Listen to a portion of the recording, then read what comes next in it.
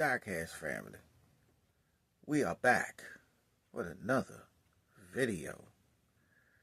Guys, don't forget to like, comment, and subscribe to the channel.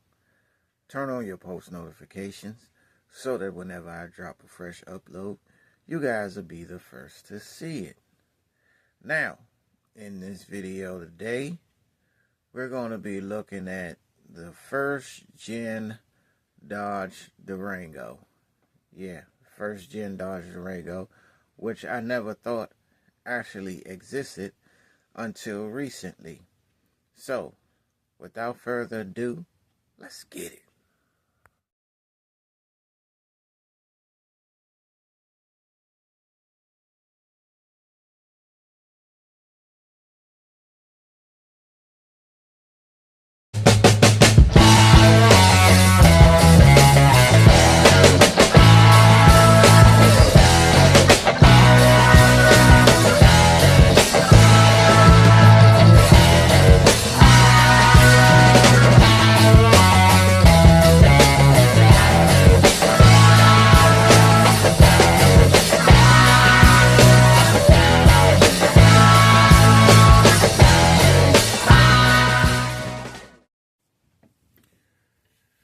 Okay, guys, we are back. So, as I mentioned earlier, these are the first gen Dodge Durangos. I did not know these existed until recently, a few months back, when I found out there were actually these aren't 124, but more or less 127, I believe, that I found out existed. So I caught a woman on eBay who was selling one, and it was an NFL themed Durango, which at that point I had to basically modify it because, of course, the NFL team that was on there, quite frankly, wasn't my team. But anyway, I wanted to switch it up and change the whole narrative. And then fast forward about, I want to say about a month ago, there was a guy who was selling 3 plain Dodge Durangos. He had a blue one, a black one, and of course this red one you see right here on screen. And I knew I had to jump in fast to at least grab one of them, because by the time I saw them, the blue one had already been sold. So I went on and purchased the red one. Now, the black one may already be gone by now, and I'm quite sure it is. But I know that this Durango definitely has some issues. It is not perfect, and I'm going to show you guys what is going on with this Durango. As you can see, there are 2 up here. One was modified by myself, and the other is the one that I just explained that I bought from the guy. So I believe that this Durango may have to undergo a whole change. I mean, as far as paint and everything, because there are so many imperfections in it. I can't begin to tell you what it's going to take to fix this. And it's going to be, I don't know if I want to modify it like I did the silver one. I just might, but in all honesty, I may just keep it plain.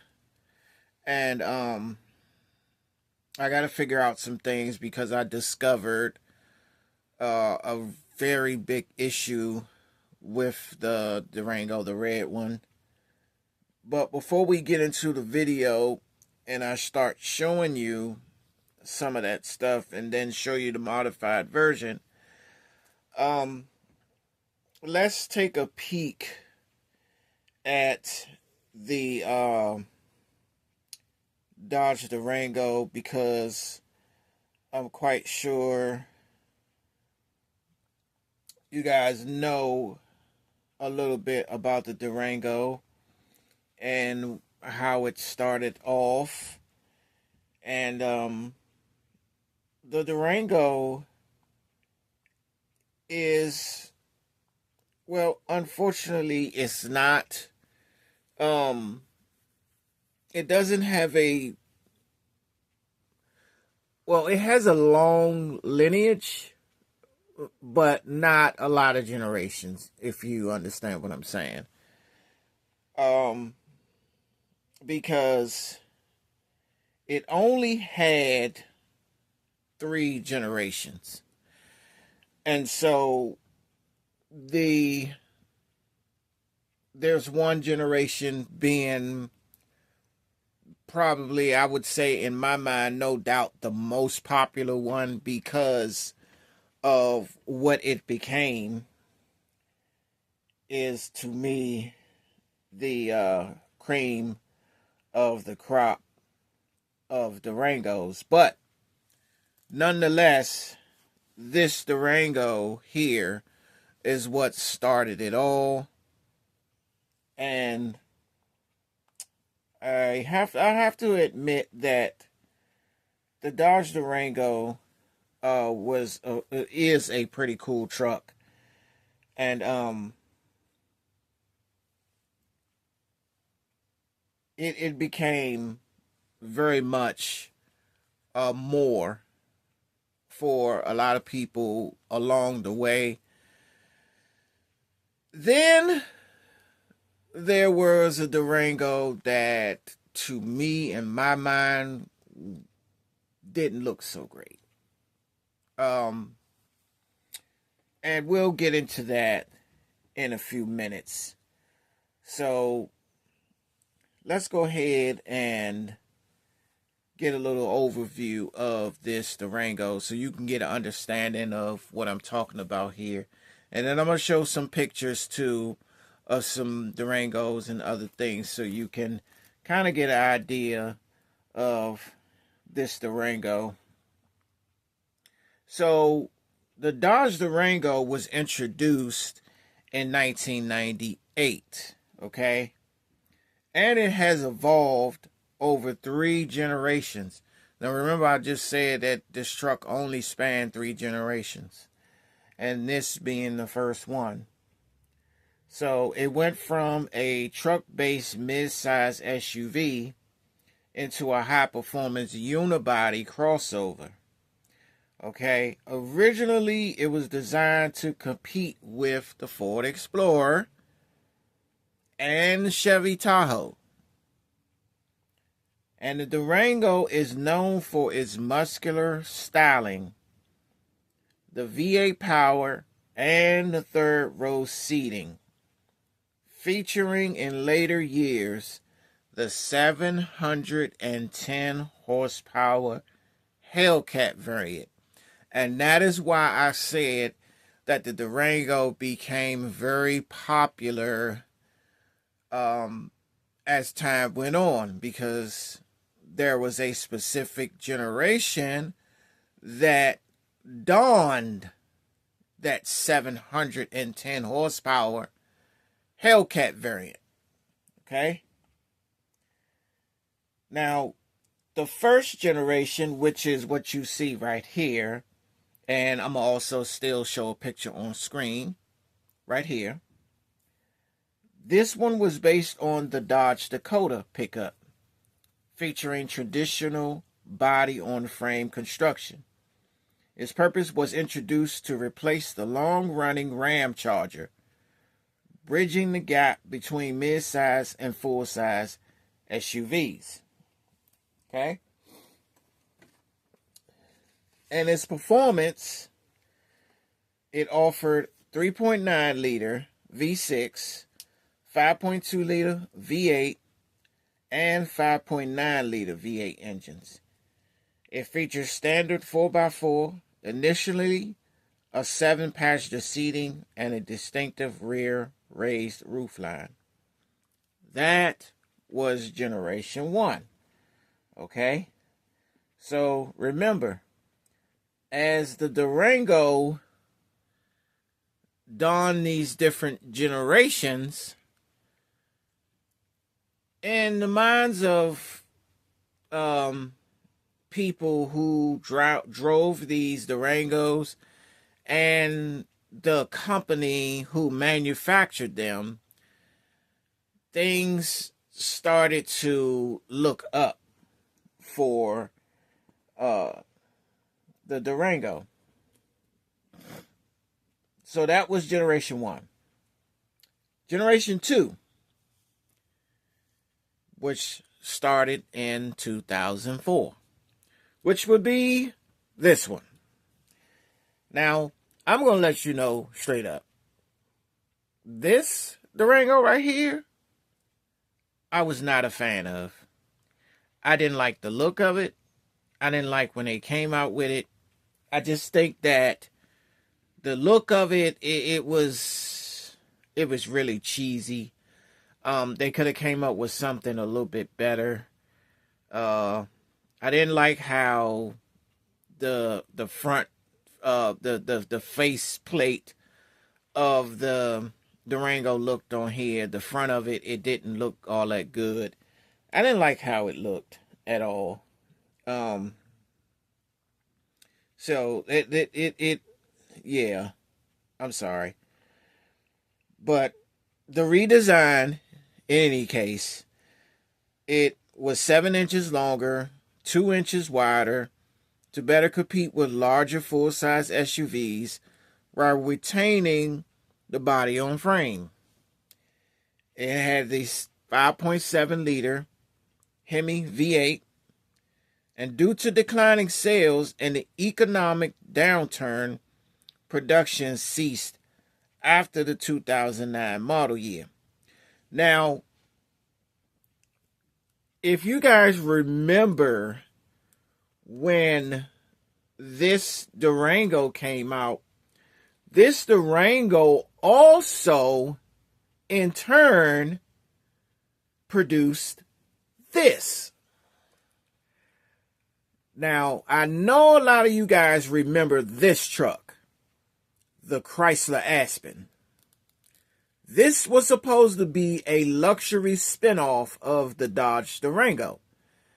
And everybody also knows that this was Chrysler's only SUV. The only SUV Chrysler ever made that wore a Chrysler badge.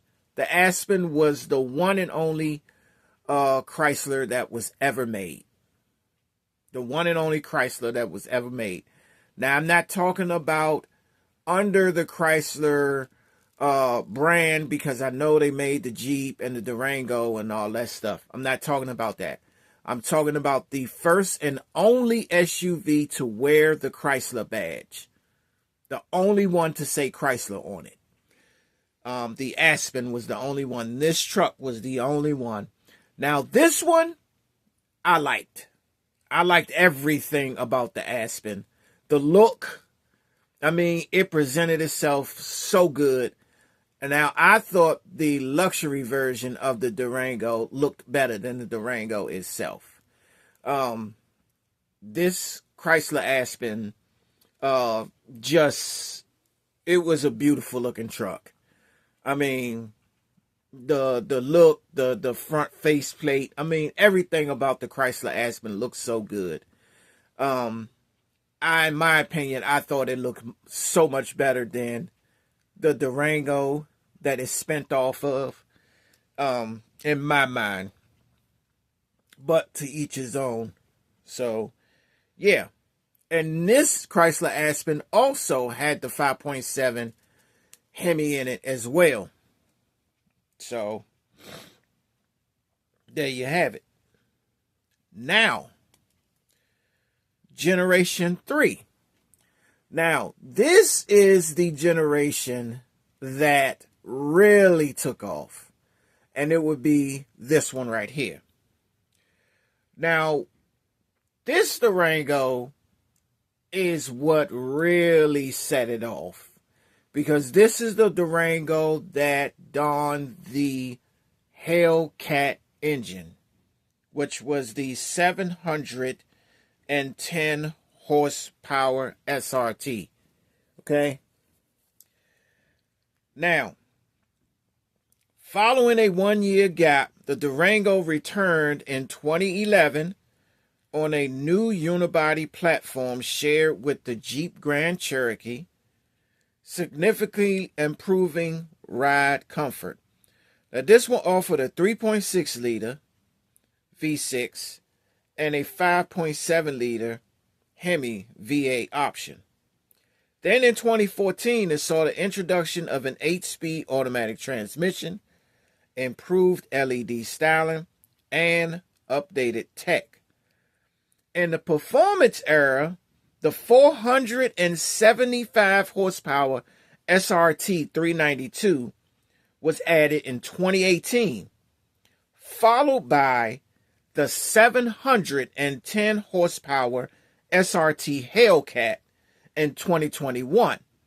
So you see, as time went on, the Durango got much more powerful and much more faster with a bigger engine, and more fire breathing power up under the hood, okay? So it wasn't playing no games once that Hellcat was put up under that hood.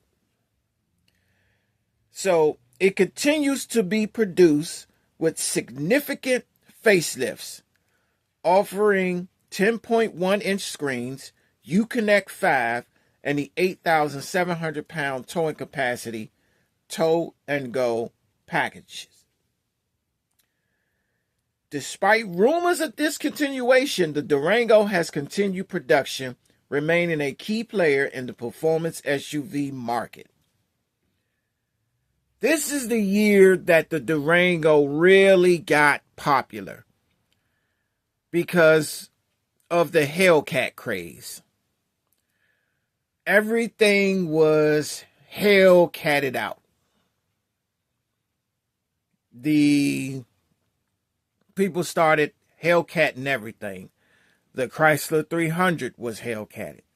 The Jeep Trailhawk, that one was Hellcatted out. I've seen people do Hellcats on those. Then you had, of course, the Challenger and the Charger, of course, which are going to have the Hellcat engines, of course, with the power, And so the Durango was part of the Dodge lineup, so they had to make sure that the Hellcat Durango also had that fire-breathing power up under that hood, just as they did with the Charger and the Challenger, which were two of their most popular cars on the Dodge brand. So Durango got better with time, and power was the name of the game with the Durango as time went on, especially in the third generation, But the first generation, this is where it all started, right here. So we have to realize that this Durango right here is what initially spawned off into something great. Years and years later, when we ended up with a Hellcat version of this truck, years later, generations later.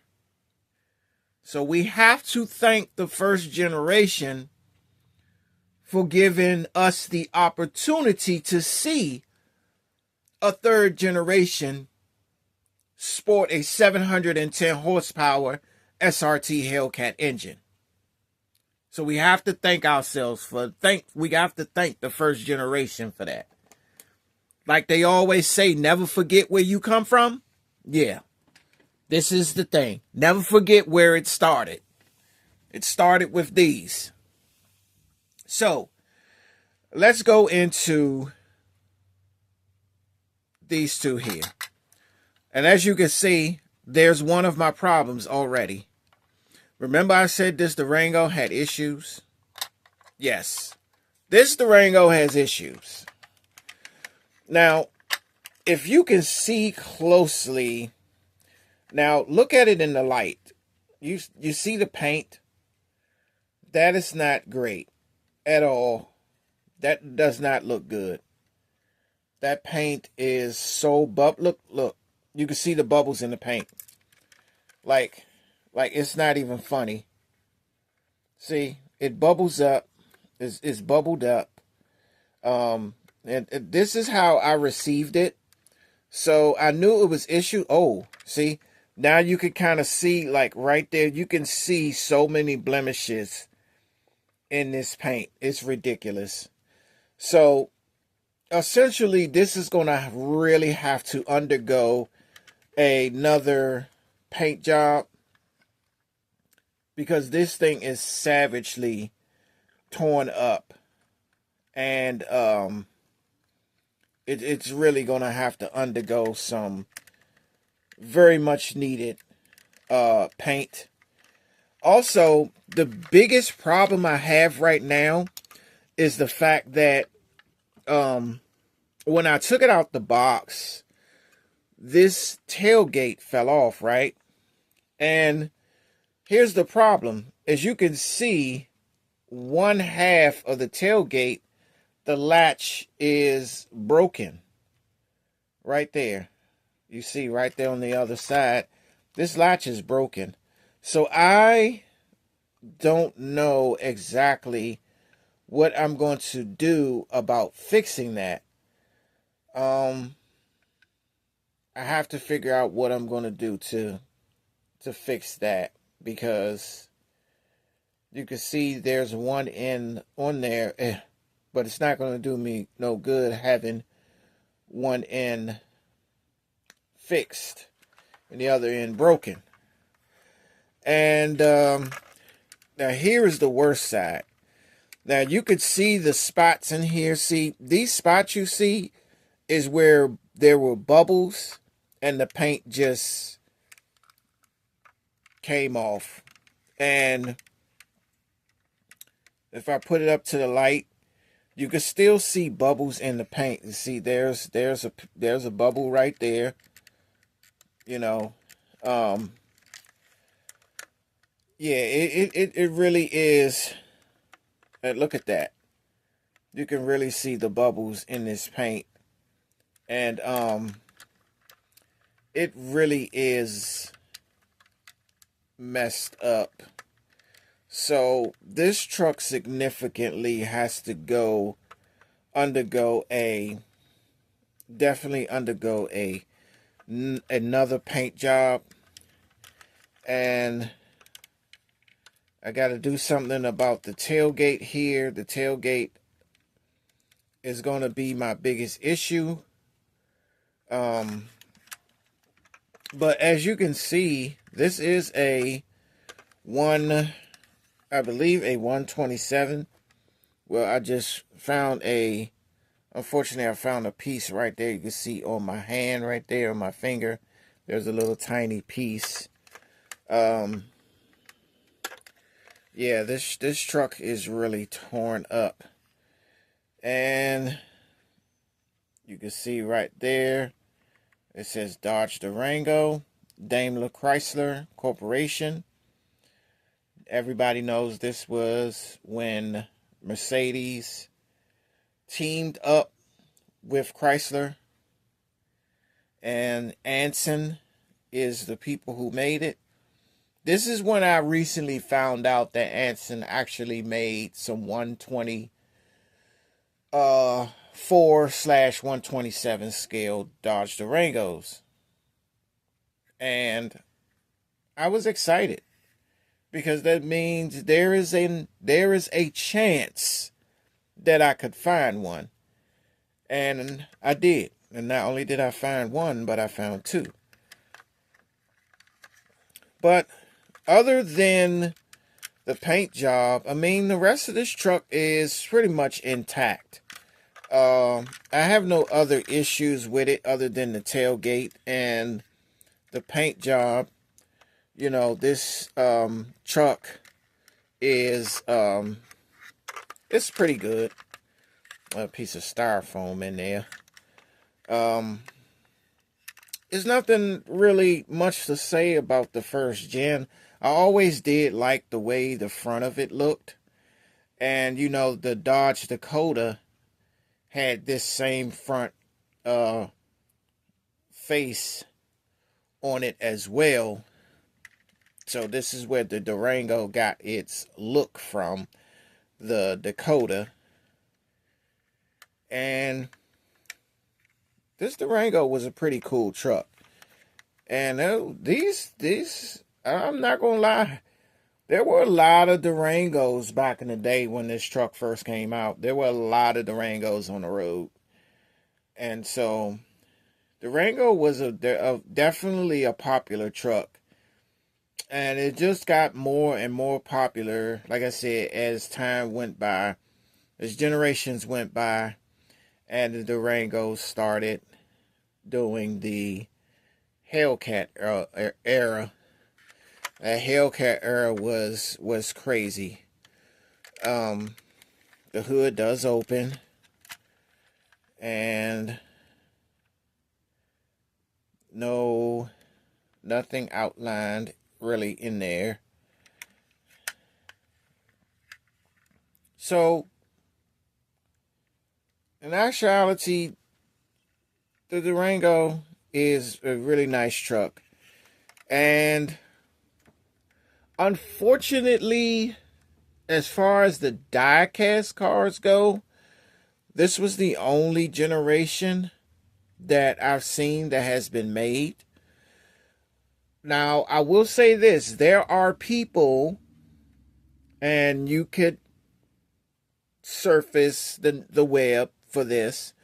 There are people who are currently 3D printing the put together, like the models you put together, like Monogram and Revel and things like that. There are people who are 3D printing such models that you can put together yourself. And I saw a guy who actually produced and made the third generation Durango from 3D printing. So that was cool. I think I might test those waters to see, you know, what they look like and how it looks and everything. I might have to test those waters to kind of see what I'm working with on that level, since the third generation was not made as a diecast, nor was the second generation either. Only the first generation was the one that made it. So this is the defective Durango. This is my modded Durango. Now, this is the one I did myself. So, as you can see, there's a big difference in what you saw on that Durango versus this Durango. And yes, this is the one that had the NFL themed team on it, which I gladly erased. I wasn't going to keep it. As you can see, this Durango has custom wheels because this Durango actually looked like this one. Wheels and all. And you see that I have custom wheels on here. I did paint these custom wheels this color, the orange and the black.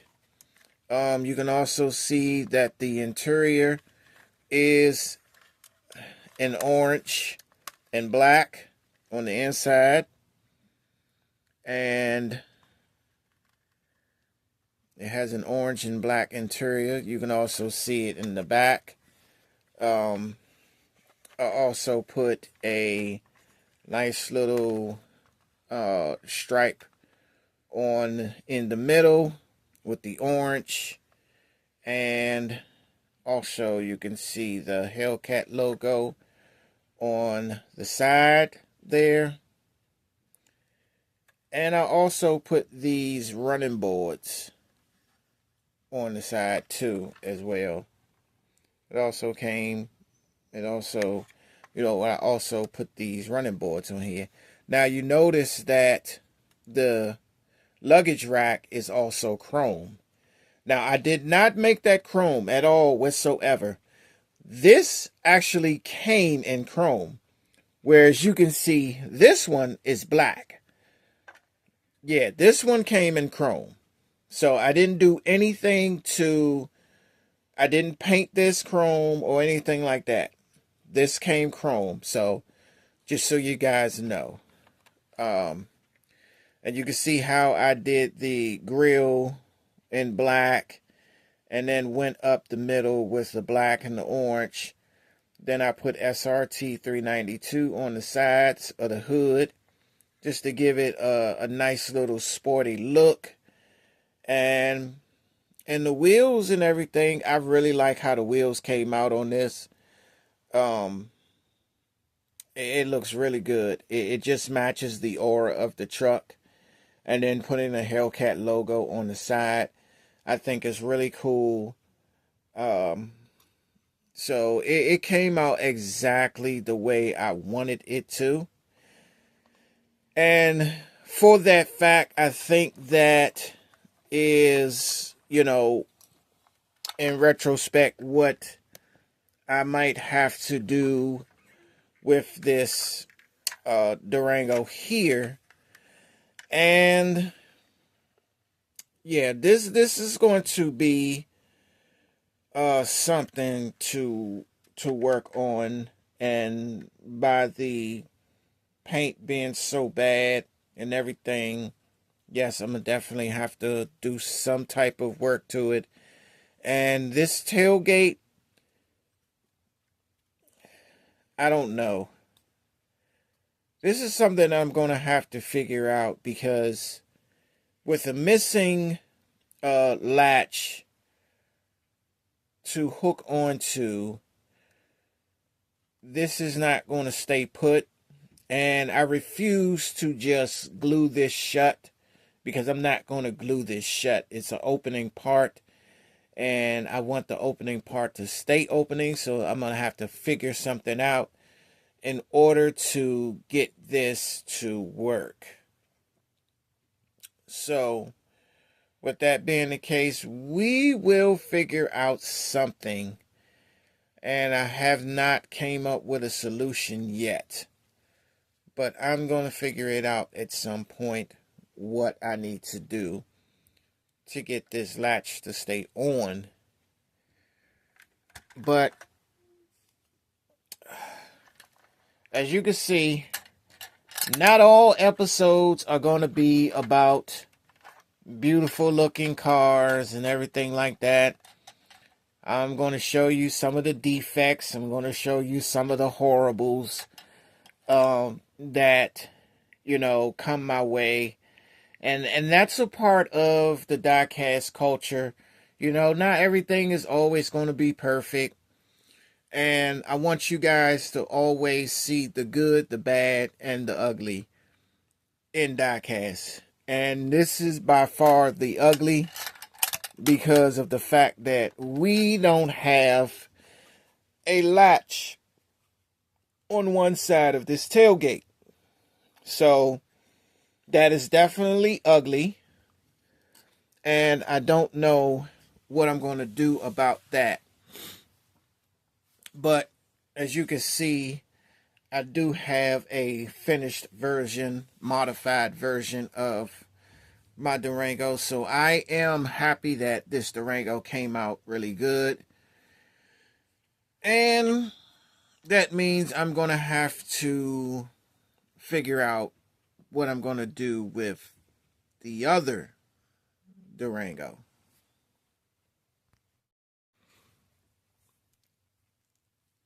So in conclusion, I think the way it's looking is it's definitely going to need to have a paint job, and it's definitely going to need something to hold the tailgate together, because I don't want to just glue it and just call it a day and lose, a moving part feature to the truck itself. So I'm going to have to do some figuring out or some brainstorming.